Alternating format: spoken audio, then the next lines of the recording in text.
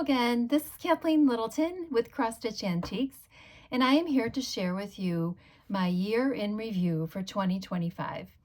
I know I haven't been here to say hello for quite some time. Usually I do a little Flosstube when I have a new release. This year, however, has been very busy. I have done a lot of events and workshops and have done some exclusives for a couple shops, all of which are still to be released, which hopefully many of them will be released in Nashville. So thank you for being patient with me and still following me and liking my reproductions. And if you like this video, please do subscribe and share. So let me get started with the year in review. And this will help me jog my memory of different things that have happened throughout the year. But I will try to keep it short. So 2025 happened to be my 20th year in business, so to speak, as Cross Stitch Antiques. I started my little company in 2005 when I went to my first wholesale market, which was in Columbus, Ohio. And I happened to bring some of my own original designs based on antique samplers to that event. I had about 5 or 6 of them. At that time, I couldn't afford reproductions. I admired antique samplers. I've always been about samplers in the 40 plus years I've been a stitcher. And so I started designing my own just for my own decor in my home. And I rose to the challenge of going to my first wholesale show. At that event, Hoffman Distributing Company actually picked me up as one of their clients, and I've kept my foot in the door for many, many years with them, slowly over the years releasing an occasional chart or reproduction. And in 2017, after raising our large family, I actually bought my first antique sampler and started to do the Nashville Market shows. Ever since then, I have been diving in full speed ahead. And I, again, thank you all for your support. So if you've been following me, you know I try to release antique samplers. My average lately has been between 10 and 12 a year at Nashville, and I'm still going strong. So I'm very blessed and grateful for all your support in my reproductions. First of all, let me say, I never buy an antique that I personally don't love or don't want to stitch myself. 99% of my reproductions I do stitch as the models myself. This year has been a busy year, so I did have a couple model stitchers help me here and there, and my thanks to them. So I am a slow stitcher, and so I don't churn out samplers as much and as often as I'd like. But believe me, around my room here are many, many little girls calling my name and waiting to be reproduced. I derive a lot of satisfaction from finding the girls, reproducing their samplers, giving them a name again and a place in the world today. Personally, I love colorful samplers and flowers and alphabets and the history of them, Quaker samplers, especially Irish samplers, just anything that really catches my eye that's kind of unique. People always ask, do I chart from the front or from the back? And most often I chart from the front because I like the faded colors. I like the antique look. But oftentimes, if it's way too faded, I will, if I can, look at the back and try to find the original and a color on the antique to help with the reproduction. So anyway, all of that is a prelude to those of you who might not be familiar with me. And let's get started with what I've done in 2025. So first of all, I was privileged to teach at the Attic Sampler Symposium with an illustrious group of stitchers and designers who were present there. I believe there were about 250 at the Attic in January of 2025.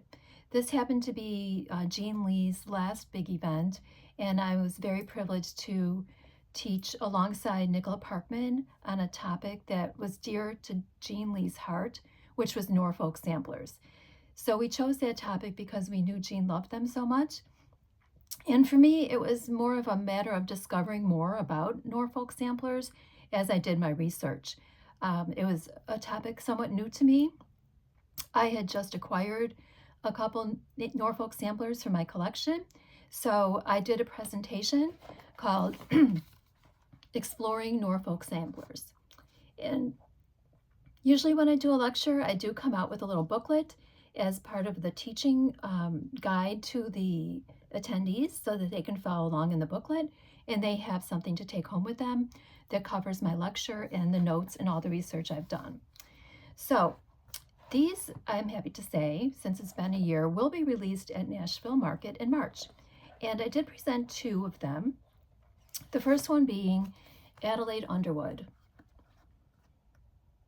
Adelaide Underwood is a really gorgeous Norfolk sampler. She was stitched in 1846, and I have obtained this from Whitney Antiques. It's in pristine condition. You can see on the cover. This is the antique. And I'm going to show you the reproduction and the antique. So here's the beautiful antique. And she's very large. She has a lot of over ones in the verse, in the butterflies. And those of you who are familiar with Norfolk samplers can see that style jumping out at you in the interlocking octagons. The cartouche, the undulating staircase, so to speak, of the cartouche, the flora and the fauna. So there you have beautiful Adelaide Underwood. Set her down very carefully. Now, my goal was to not stitch the entire sampler, which I did not, but I did stitch a large portion of her and my favorite parts. Now, this is my model. It's on 46 count vintage buttercream with 103 silks, and all my charts do have conversions to 103 DMC and NPI silks.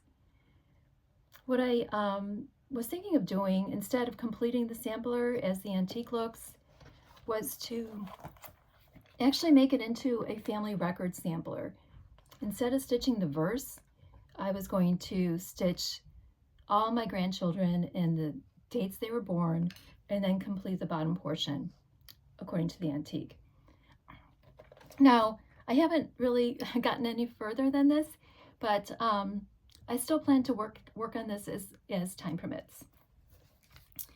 Now, I mentioned that will be coming out in Nashville Market. As well, I had another Norfolk sampler which I presented at the attic, and that was Jane Egar. This is the sweet Jane Egar sampler. She's very springy, so to speak.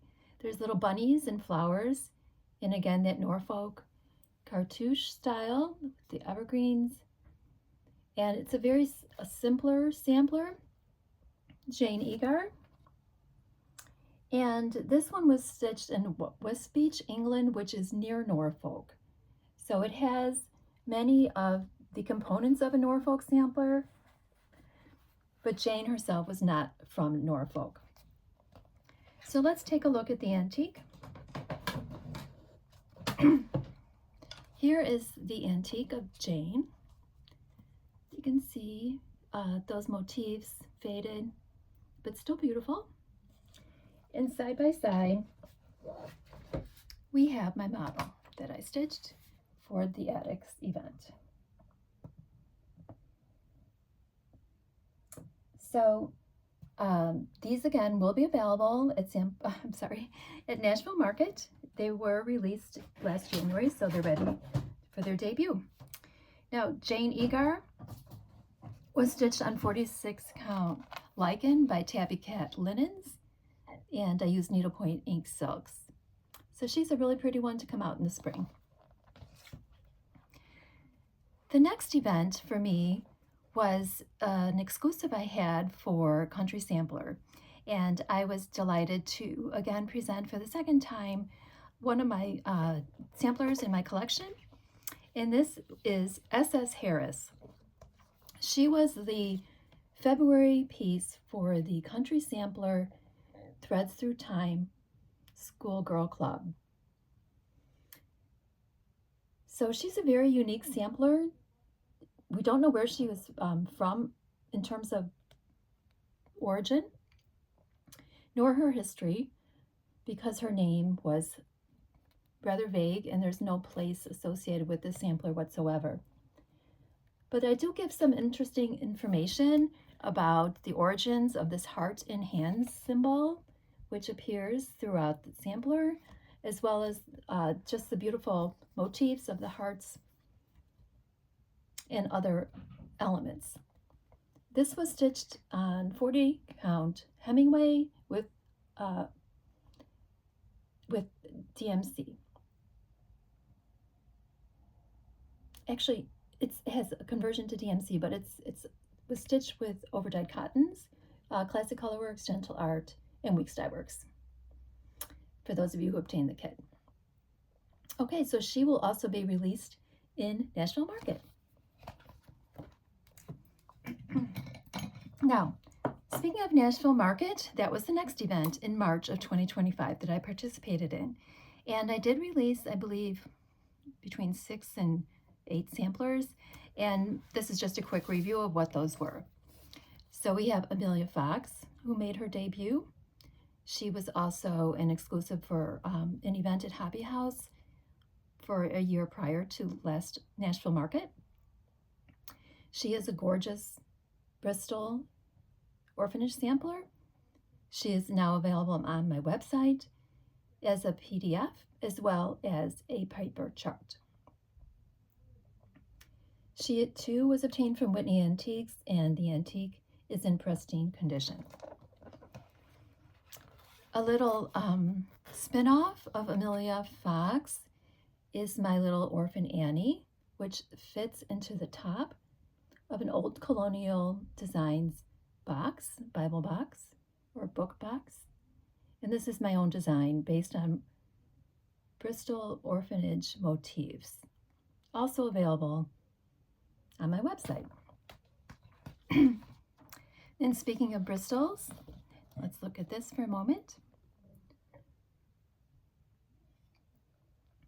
This is the Bristol pattern page, which also came out in March, which is just one page of a little paper booklet from which many of the motifs on Bristol orphanage samplers and other samplers throughout Europe were obtained. That too is available on my website. Next, I also released Mary Wallace, which was an Irish sampler from Northern Ireland last March. This also was a teaching piece for Sampler Symposium 2024, which again, I teamed up with Nicola Parkman. We did a talk on land of my father's, and mine was from Ireland and hers was from Wales. So Mary Wallace is just a really pretty, colorful sampler, which is also available as a PDF and a chart on my website. Next released at Nashville 2025 was Mary Colby. This is a gorgeous, gorgeous Aworth sampler, polychrome medallion. Now, I'm going to talk about this a little later, but I had the great privilege of attending an event in October at the Aworth boarding school itself in Aworth, England. And talking to the archivist there and being in touch with her since my trip, she has sent me so much information about the life of Mary Colby, her family, and I would like to put this together in a booklet of some sort and provide that to stitchers, either at Nashville Market or on my website, all the history that I didn't know when I first released Mary Colby, which, thanks to the archivist, has shared with me. So for those of you who have Mary, you will be able to obtain further information about her history. So that's Mary Colby. Another release of those, and I think I'm missing a couple, but this is another one that I released at Nashville Market. This is a Westtown Quaker sampler from Westtown in Chester County, Pennsylvania, which also was released last March. A beautiful sampler made in America for those of you who are looking for American samplers this year to stitch. She's not very large. She contains many of the Quaker motifs that jump out at us, like the half medallions, the leafy foliage, the birds paired, and just really a beautiful moralistic verse. Sarah Hughes. So that was March. I had a little time off until June came along. In June, I was delighted to go to Stitch Camp at Country Sampler in Spring Green, Wisconsin. This was my first event there, and I was happy to be alongside Vicki Jennett of Needlework Press and Stacy Nash as the three designers at Stitch Camp in June of 2025. Now, Country Sampler is a beautiful shop, but the creativity that flows out of Jeannie Horton and as well as her staff is a must-to experience if you haven't been to Country Sampler or gone to their events. I really highly encourage you to do so. It's top-notch. You walk away wanting to quilt all the things and stitch all the things, even if you aren't a quilter. So I did end up with several quilt kits, which maybe I'll get to someday. So let me show you what my project was for Stitch Camp.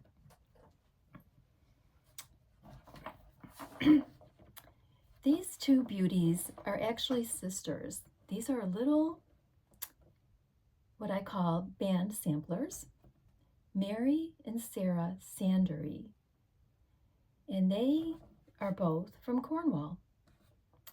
I was able to find them and find out information about them, and you can see how similar their samplers are. These are the antiques you're looking at.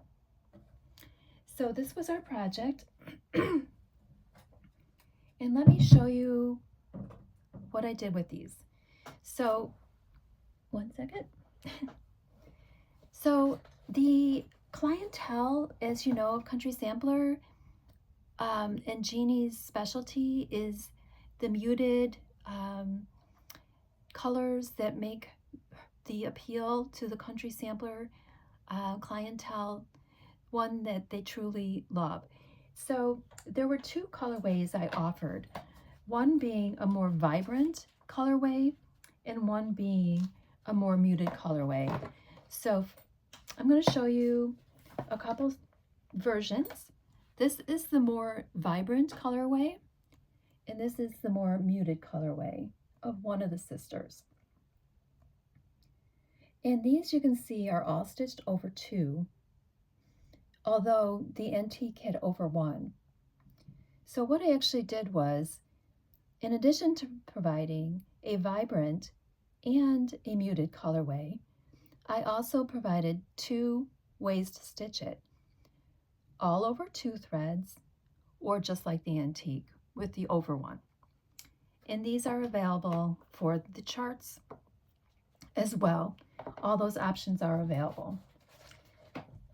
So that was Sarah, and this is her sister Mary. This is Mary done all over 2 in the muted tones, and this is Mary done all over 1 in the brighter tones. I just love these. I stitched these all myself. I loved stitching them. I love how sweet they are. There's such variety, there's such color, and they didn't take that long. And I am so happy to say these will be released at Nashville Market this coming year. So let me show you what the charts look like. We have this one, which is Sarah's chart. And we have this one, which is Mary's chart. And as I said, inside each one, there is an insert which contains the alternate colorway. As well as in each booklet, there's a chart for the complete over 2 and the chart for the complete over 1. So these are quite a lot in one chart. Quite a lot of variety. Your choice. Okay, so that was June. In July, I had another bucket list exclusive, and I was asked to be the July release for the Club for Dying to Stitch, which is in Virginia. The piece I offered was Rachel de la Rue. This is a Guernsey Channel Island antique sampler, not to be confused with Julia Rachel de la Mare. This is Rachel de la Rue, 1825. She will not yet be released because it has not been a complete year, but this was a beautiful stitch. You can see all the beautiful flowers. It was a pretty perfect one for a July release. And she too was an easy stitched. I stitched the model myself. And let me show you what they look like. Here we have Rachel's Antique. She's a big girl. Look at all those pretty pots, pretty colors, greens and pinks and vibrant reds and peaches. And I was able to find out the history of Rachel, which is included in the chart when she is released in about a year, probably by Needlework Marketplace next August. And here we have my model. Oh, so pretty. Julia Rachel de la Rue, 1825. So thank you to Dying to Stitch, and if you're interested, you can contact their shop to see if you would like to join their club. Now, speaking of Guernsey samplers, you might recall Julia Rachel de la Mare. Now, we're going into August now. In August, Julia Rachel de la Mare was finally released to the public at Needlework Marketplace, 2025. So she is now available. She's been very popular. She's on my website as a chart form and as a kit form. And let me show you Julia, the Guernsey sampler, side by side with the antique.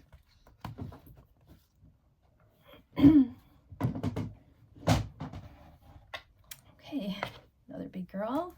These antiques, very heavy, old frames, lots of glass. Oh, it is still a heart stopper whenever I look at her. So this is the antique, Julia Rachel de la Mare. And again, you can tell what appeals to me in samplers are flowers. Bring them on. Julia Rachel de la Mare was only 8 years old when she stitched her sampler. She did her own thing, so to speak. It's not symmetrical border. It's a random, almost spot motif Berlin wool work sampler, which turns out just beautifully by a little 8-year-old girl. So let me show you her reproduction, which I stitched as well. This is my model, and she is stitched on Mason linen. Let me get this right. 40 count button box, medium dark. If you can get your hands on Mason linen. If not, an alternate is Hemingway by Needle and Flax, or also Cactus Wren by Fox and Rabbit. And this is all stitched in the over-dyed cottons. Weeks Dye Works, Classic Color Works, and Gentle Art. So she too, as I mentioned, is now fully available in shops as well as on my website. Okay, so that was a release in August at Needlework Marketplace. And then also in August, I had the privilege of teaching at Hobby House Needlework with Nicola Parkman and Ray Niles of Red Barn Samplers. And I'm telling you, we had a lot of fun, as I hope all of you who were able to attend did too. So the topic of that event was useful work. My portion of the presentation was a presentation that I gave in 3 different parts, and the attendees, again, received a little booklet. And I did offer 3 different samplers at that event according to the theme. Useful work, the topic we spoke about, encompassed needlework as something girls and women did during the 1800s, not just for their own creativity, but often as a means of supporting themselves, of finding peace in their domestic life, in a quiet corner perhaps, as they went about their very busy day of a lot of manual labor, taking care of their families and cooking without all the privileges that we have now, like electricity and sewing machines. Everything was done by hand. Most of these techniques were required to learn of a child, to be learned by a child. They were often taught at their mother's knee or at a nearby school, perhaps. But the useful work meant that the needle was an essential part of their life, and oftentimes it came to be the source of their livelihood. We talked at length about all kinds of things: orphanage samplers, needlework done by men, needlework done by women of affluence, needlework done by girls by their mother's knee, as I said, and everything in between. So it was just a broad range of what useful work meant to the 3 of us. And one example of useful work, of course, was the work done by girls in orphanages. And each of us produced, from our own collection, a Bristol orphanage sampler. As an example of how orphanage girls use the needle as useful work to help them find a living, perhaps, once they came out of the orphanage, to find a position where they use their needlework skills, or even in their own domestic life. And my release at Hobby House was Henrietta. Henrietta is just jam-packed, top to bottom, with beautiful, beautiful Bristol motifs that we've come to know, as well as, I believe, 10 to 12 different alphabets up at the top. So she will not be released until the end of the summer. Again, a full year must pass. But many, many women and men are stitching Henrietta. And the interesting thing about Henrietta was that there were 4 girls with that first name who were at the orphanage there in 1870. And I did obtain information about all 4 girls. There was no last name provided on the sampler. So all 4 girls' history is included in the chart. And one of them could be ruled out because she was only at the school for a brief time, too short of a time to really get started and work the Bristol sampler, or even complete it by 1870. But the other 3 are strong possibilities. So to honor all those 4 Henriettas, all their information is included if you're interested when this is released. Now let me show you the antique and the model.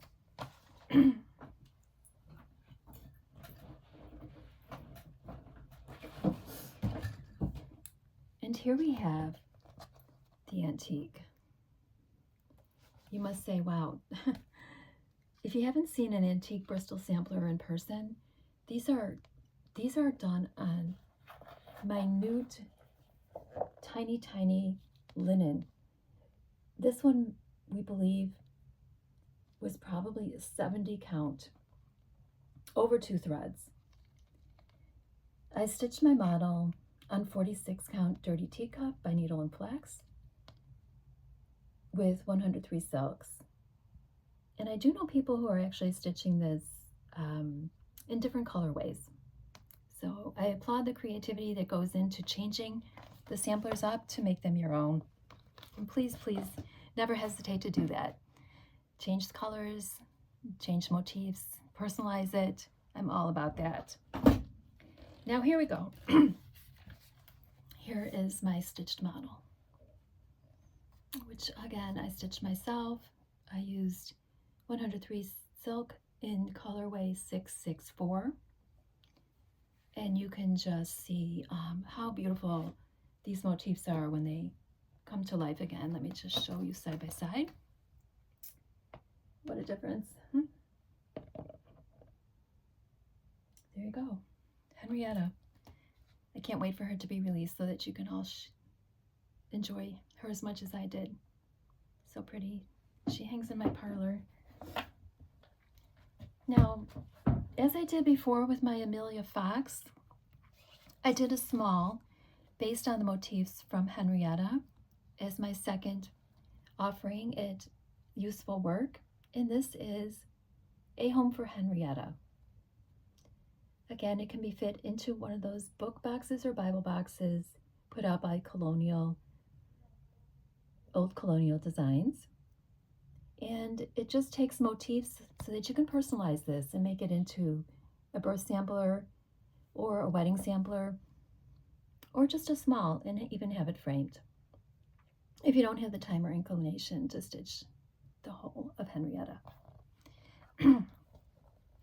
Another thing we talked about was a little bit about the pattern booklets that many of these motifs came from, and I designed a little piece as well, this being my third offering for Useful Work, and it's simply called Useful Work of Your Hands, which is just some motifs taken from the Antique Pattern album, and inside are the reproductions of many of the motifs from one of those pattern booklets, which you can arrange yourself in any way you like. Again, make it your own. And this will be available down the road when Henrietta is released as well. All right, let me just see if I have anything else here nearby. All right, so let's move into the next month. As I mentioned, that was August, and then along came September, which was, I don't think I did anything in September. In October, I was delighted to go to England. To Mrs. Parkman's Academy of Needlework, where again I was invited, as I was 2 years ago, to present. And this time my topic, because Nicola Parkman had a Victorian schoolroom theme, and we believed that my presentation would coincide well with what she was presenting. So I did mine on needlework specimen books, and specifically training in needlework. And my topic was the specimen books of British and Irish national model schools. Now, if you would bear with me for a moment, I'm going to actually show you one here.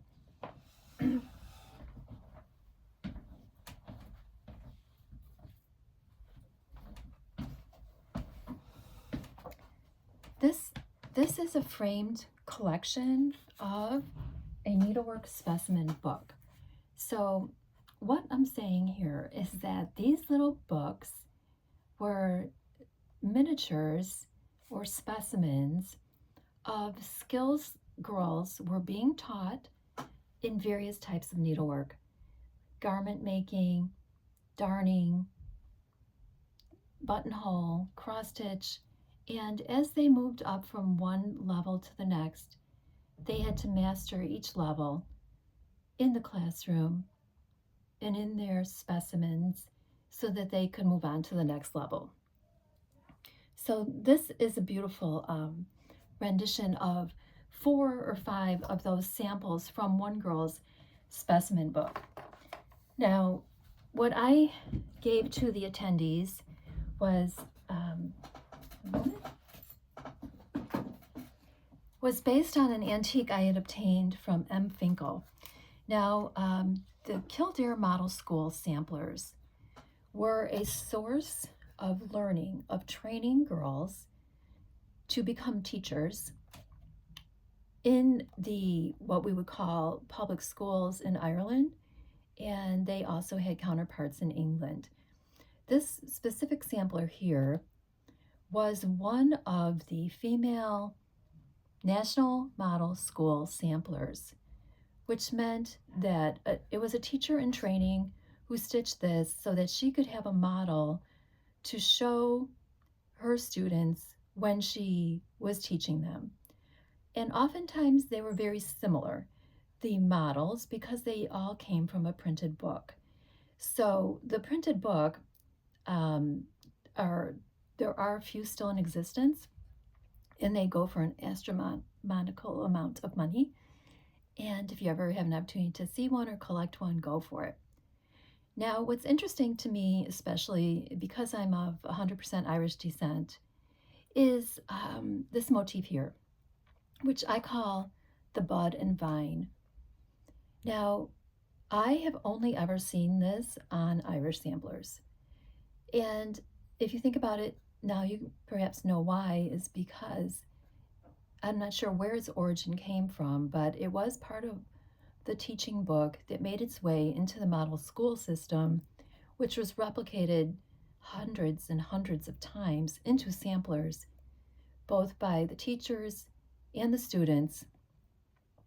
And so, recognizably Irish. If you see this, that would be a clue that the sampler you're looking at is possibly from Ireland. So let me show you my rendition, my stitched version, which I was happy to bring along and share with the attendees. And I stitched mine on, one moment please. Here's the chart. 46 count vintage buttercream by Lakeside linen, or Inca by Fox and Rabbit would be a beautiful alternative. So this was my thank you to all those who came. It was my privilege to gift them with this chart, and it gave me a wonderful topic that was dear to my heart to talk about.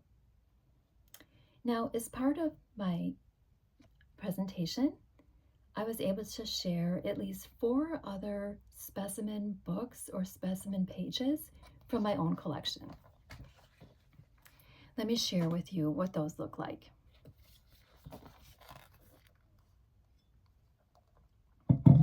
Now, first of all, we have a grouping here that's photographed from Anne Frances Kirkpatrick's collection. She was from County Clare, Ireland. And what I did here was I took several of her cross-stitch pieces from her specimen book and charted them for you. This one here is the 1847 Black Rose, featured there, from Anne Frances's specimen booklet. This one here is her Words to Live By. It's a larger cross-stitch piece, stitched as part of her specimen booklet to represent cross-stitch. Another one in my collection, of which you can see down at the bottom in this photo, is Mary Ann Slough. I believe she's from England. This here are the pieces of her specimen booklet, her various exercises in different needlework techniques. And what I did was I charted her little red cross-stitch specimen page.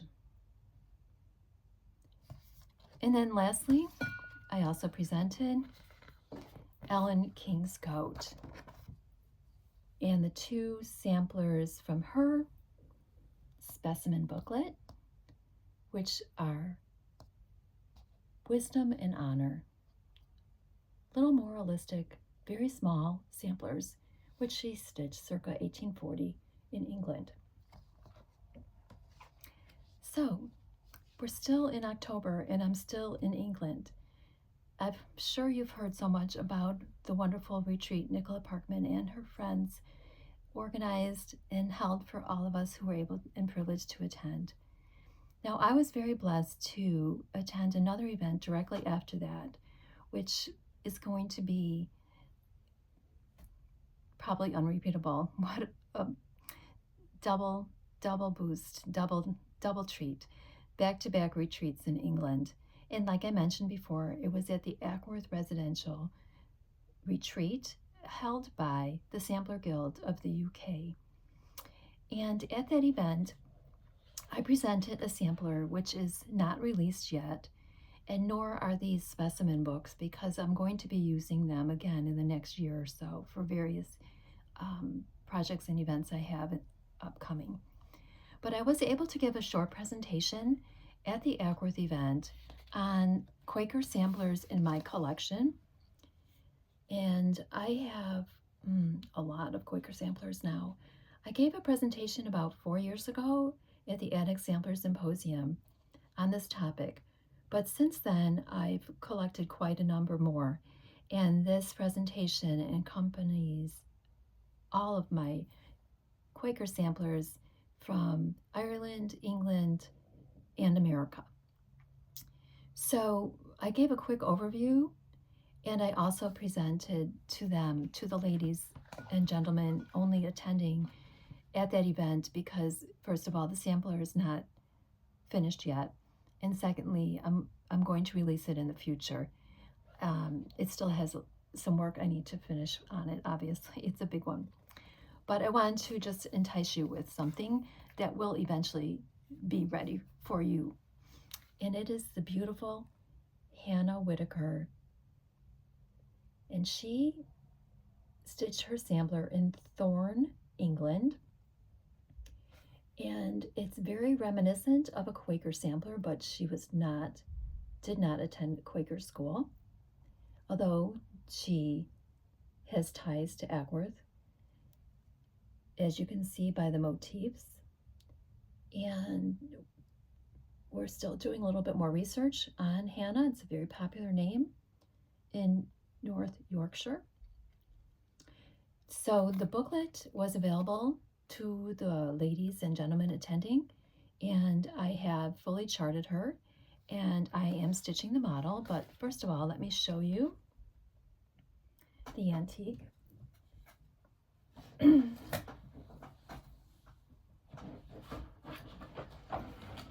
Again, these are so hard to view on a camera, but you can see, if I put something behind the window there in the way, this is the beautiful, beautiful, beautiful antique sampler. And look at that thin linen she was stitched on. Hannah has so many of the lovely Quaker motifs: the swan, the florals, the Romanesque lettering, the half medallion border.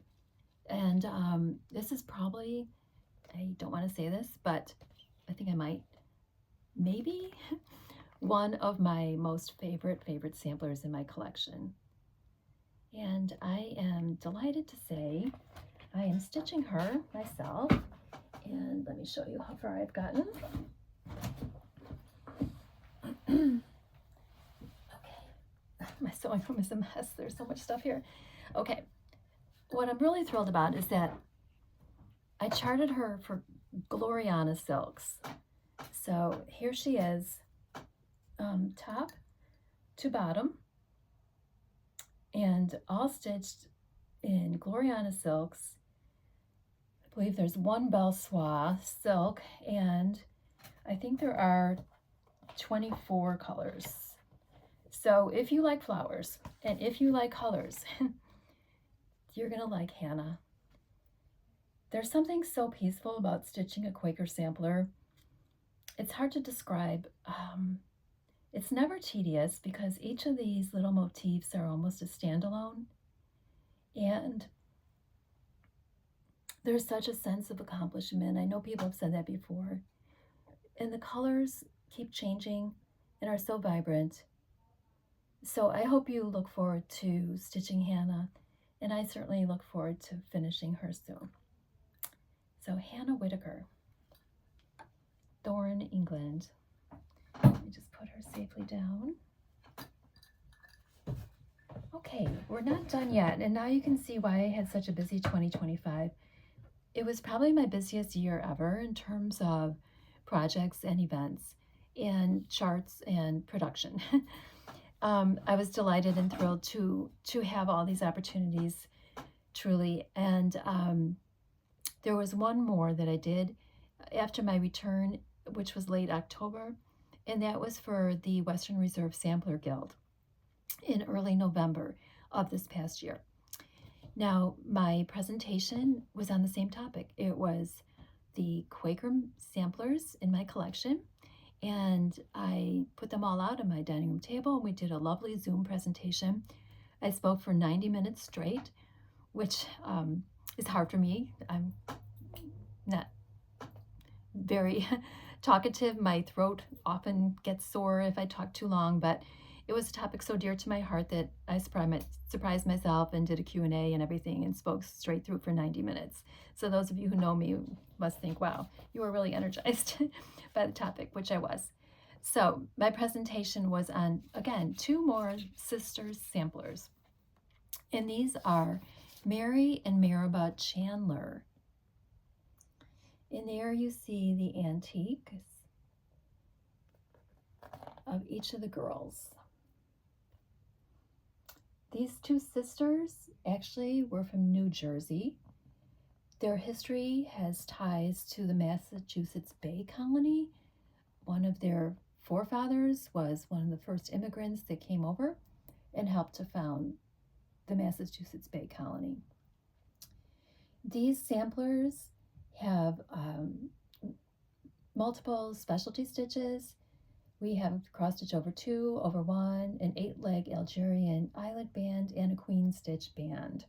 So there's a lot of American history in these samplers, and they are truly beautiful, as well as very similar, and contain so many of, again, the Quaker influence with the Romanesque letters at the top, the flora, the fauna, the moralistic verses. When these will be released is still a question. I'm considering using them for another event at a guild, perhaps in 2026. So it's up in the air, but keep your eye out for those, and I will be more than happy to share them with you when I am able to release them with a little video. Now, I did want to share a couple more things. While I was at the event, Mrs. Parkman's Academy of Needlework, I was privileged to go for my second trip to Whitney Antiques, which is near Oxfordshire, England, on a little morning trip with some friends. And I was thrilled to collect a couple more Irish samplers, which again, they were just calling my name. These samplers were made by the same girl, and this was before my presentation on the Irish specimen books, which was going to be the next day. And look what I found. These two samplers were made by a little girl named Carolyn Hudson. This is almost exactly that same bud and vine border I spoke of before. This is very similar to the Kildare Model School sampler, which I spoke about earlier. You can see practically the same upper half, similar border, similar band, different verse at the bottom. What's so interesting is Carolyn stitched this in Cavan, Ireland in 1836. And in the very same year, she used these motifs to create her own version of her own sampler just a few months later, using that beautiful vine and bud band and making it into a full-blown border surrounding a popular piece of poetry. So both of these were stitched by this young girl. She was only age 8 years old in Ireland, and I was thrilled to add these to my collection. These I also hope to reproduce in 2026. Now, I have said before that I'm a stitcher first and foremost. I got myself into this because I love to stitch. I started designing my own because I love antique samplers, as I talked about in the beginning. If you could see my stash closet, you would not feel bad about your stash. I've been collecting for over 40 years. I love so many other designers' works. I look forward to, as one of my goals in 2026, slow down a little bit and spend some time with my projects that I want to do. So I do have a number of events happening in 2026 and even fuller already calendar for 2027. But like you, I just want to spend time with my needle in 2026 as much as possible. I really want to get to some of my whips. My problem is I like big samplers. So I have so many big samplers started. And I hope to just squeeze in some time and just have some peaceful moments with my needle and my samplers in 2026. One of the things I am looking forward to in the new year is going to Sampler Symposium for my 5th year. This year I am not teaching. I was privileged to teach the past 4 years there, which is amazing. I am so happy to just be going as a regular attendee and just be around all the amazing stitchers who are so talented and spend time getting to know other sampler lovers like me. So while I was there this past August for summer school, I was privileged to be given a sampler that was started by our dear Jean Lee, and she was stitching one of my releases that I put out in 2019. And this is Innocence 1840. Again, it came out, it's available on my website in 2014. I stitched the model on 28 count vintage metal rue, and I believe I stitched it with DMC. Now, Jean, of course, took it to the higher level.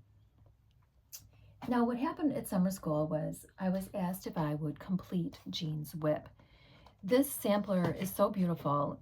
It was one of the samplers that was dear to her heart, and it was actually brought to her memorial service, her work in progress, unfinished, to be at the service, because the verse is just beautiful. And as the owner of Attic Needlework for so many years and a mentor to so many new designers, including myself, over the years, I have so much gratitude in my heart to Jean for just knowing her as a person and how she really made you feel loved and special. So it was my honor to say yes when Carolyn asked if I would complete her sampler. So Jean stitched hers on 56 count. I'm not even sure what linen this is, using very fine silk, Tudor silk.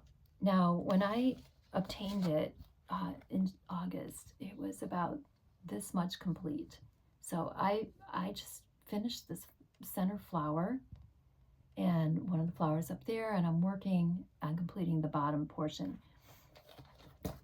My goal in the first part of January, and I would like to say this could be my blessing sampler for January, is to complete this by Sampler Symposium and bring it back to the attic where it belongs. So this one's for you, Jean. My first goal for 2026. Now, I don't have like a very terribly busy schedule for 2026. I do plan again, of course, to be at Nashville Market in March.